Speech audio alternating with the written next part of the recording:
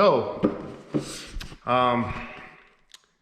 some of you have been wondering whatever happened to our project, the BMW E46.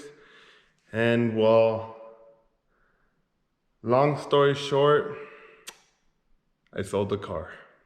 Somebody offered me an insane offer I couldn't say no to, and just like that, I sold it. So, we no longer have a project. But, with that being said, psych, the BMW is right there. So, as you guys can see, it is on jack stands, and only the front of it's on jack stands. You guys saw many videos ago when we first got this car, we pretty much tore down the whole front of it, with the exceptions of a few things. But yesterday, I finally decided that I was gonna start focusing on this car because we've owned it for, I don't know, maybe 3 months now, 4 months, and it hasn't been touched. It's just been sitting here, and it's time to do something with it. So yesterday, I jacked it up and I put it on jack stands, you guys could see. I also removed the 2 front fender liners, which they're a pain in the ass to remove. So you guys see here, we have Eloy's car. It's a Subaru WRX wagon. And you guys saw Senor Donny remove the fender liners on that. And that was very easy. It literally was just like this with a few pins. Well, in BMW's case, this is the fender liner. That's it right there. So look at this big ass piece.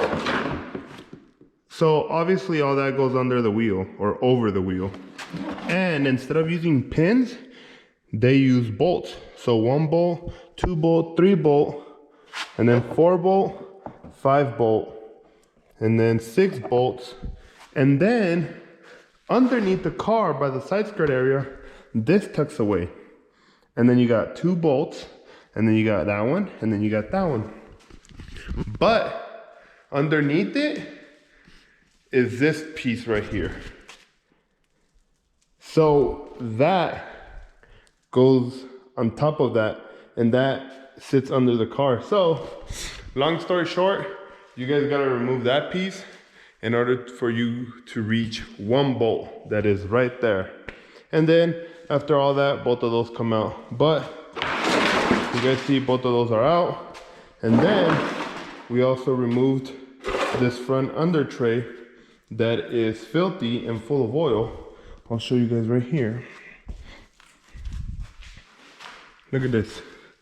I don't know where all this oil is from, and I don't think I want to know, but it's nasty. So I removed the under tray, and then as I mentioned, I had to remove that piece, and that piece alone is full of oil too. I don't know if that piece is necessary or if I need to continue running it.